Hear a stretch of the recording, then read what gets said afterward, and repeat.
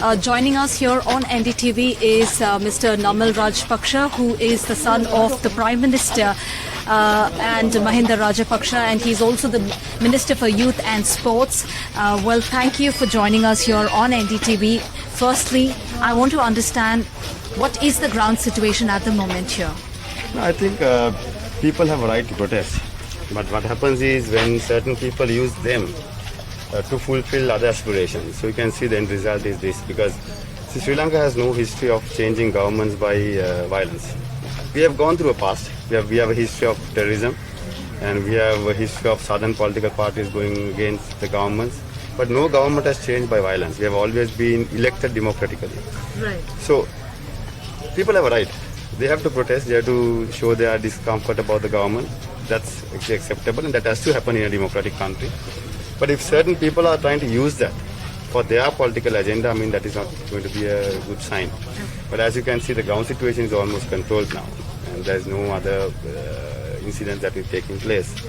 But as politicians, I think not only myself, but the entire setup has to rethink and talk to your followers and see how we can restructure politics in our country. Because if this is what we want, I mean, this is not what the next generation, the youngsters want. They don't want violence. Absolutely. No, they want demands. They have demands. They need electricity, they need water, they need food, they need income, they need employment, but they don't want violence.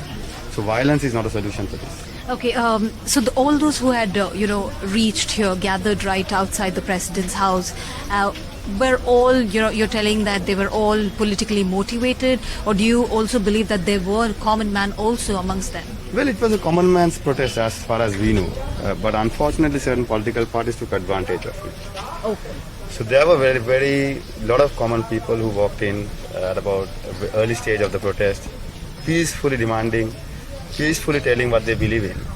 But unfortunately certain politicians, political parties just took advantage of them, which is really wrong. True. So you have also agreed with the fact saying that you understand that there is frustration, and that's exactly the reason why they spilled onto the streets and they started protesting, shouting slogans. You also accept the fact that yes, they are facing blackouts, there's no food, there's no fuel, there's no gas. But what is the solution when you already know what the problem is? Because they say that the government is not really acting. Well, of course, I mean, it's a global crisis, as you know. Fuel prices are going up globally, even including India. And India has been very kind enough to support us with the credit line. But yet, Indian fuel prices are going up, and it's a global issue. And food prices, I must say, we haven't yet reached there. But I think we need to structure our agriculture and how are we going to face, if at all, if there's a crisis in the future. But it's all about management. There have been a lot of mismanagement in the past. There's no point talking about the past, blaming previous governments, and telling you didn't add any megawatt to the system. Why did you do that? Those things are in the history now. But what we have to look at is the future. So future, of course, the long-term solution is going to be renewable energy. And of course, if possible, to get into the Indian grid from Sri Lanka for renewable energy export, and which we can use vice versa if needed. But I think going forward from now, it's all about government restructuring the administration system. Yes. And come to understanding or do a bit of research where we have gone wrong and talk to the people, engage with the public. They elected us, these people elected us. It's fair enough their frustration, but we need to give a solution. We need to strengthen our economy, which we are working on now. We have invested heavily on entrepreneurship in rural Sri Lanka. And also we are working on our exports, and we have increased our exports. And we have a historical increase in number of exports that we have done in the past couple of months. Tourism arrival just hit 100,000 after pandemic yesterday for a month. So we are looking at about 1.2, 1.3 million tourist arrivals. But that is not the post-pandemic numbers. Post-pandemic numbers were 2.3, 2.5. But yet, we are getting there. And foreign remittance, we have an ambitious target of 300,000 foreign employment opportunity for Sri Lankans. And also we are working on creating a massive domestic employment drive in the country to employ these youngsters. Okay. So this is going to be the solution. There is nothing short term for this kind of incident. Very recently, even the Central Bank of Sri Lanka did say that, the foreign reserves are completely depleting. So in the last few weeks, what's changed? Because you are saying that it's time we start restructuring. There's no point talking about the mismanagement. But what have you all done on ground to ensure that there is that change in the past few weeks? But I mean, the government has decided one thing, of course, to work with the friendly countries, and also looking at the opportunity of possibility of getting into IMF, among other things. But Will I you all? think it's a decision to be taken by the finance minister after the negotiations and after talking to IMF. But as a government, yes, we are looking at it in a very positive way. And at the same time, we have been reaching out to our fellow nations, and India has been very helpful at this stage.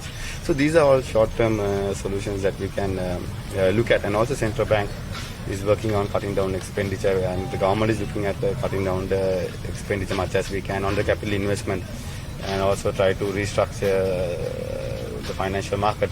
So these decisions have been taken, but this is not a crisis that we walked into yesterday. This was there for 74 years after independence, with different decisions taken by different governments. But what can you all do, for the people who are struggling now? Because they are all out on the streets. They're waiting in long serpentine queues, and you all are watching that. What can you all do at the moment, immediately? See, no government is going to watch that in a very happy mood. All governments are trying, not only our government, globally. Globally there are queues, globally there are issues, not only in Sri Lanka, but in Sri Lanka we have taken steps, and we have reached out to funding agencies, and we have reached out, our organizations have identified where we need to get the supplies done. So hopefully within the next couple of weeks, things should normalize. Even if it's not 100% normalized, the life has to come back to normal. It will come back to normalcy in a couple of weeks as well. Yeah, of course it will. See, we have a weather pattern crisis as well at the moment. There is no rain, so hydro cannot be used. So this is a natural drought time for Sri Lanka. How are you all planning to improve your foreign reserves? Well, it's all depend on foreign reserves, yes, of course, from the investment that will come in, and also from the foreign remittance from the migrant workers. Will and this also happen immediately? It'll pick up. I'm not going to say it's going to happen tonight, but it will definitely happen. And as a government, we are committed, and we have a vision, and we will reach out to people, we will make people understand, we will talk to people, and this is a journey that we all have to go together. You can't do politics in this. Well, thank you, Mr. Namal, for speaking to NDTV. In fact, he seems to be very positive. Even as we speak, we continue to see people, in fact, serpentine queues, waiting right outside fuel stations. And then you also have for cooking gas, there's a long queue. And people also, in fact, continuing to say that they are not really getting any essential commodities. It's very expensive, beyond their expense and the budget. But Namal also confirmed, saying that maybe a couple of weeks or so, he says that Sri Lanka will limp back to its normalcy, which a lot of economists tell us that it's a very far-fetched dream as far as Sri Lanka is concerned. In Colombo, with camera person Govind Murthy, Srija for NDTV.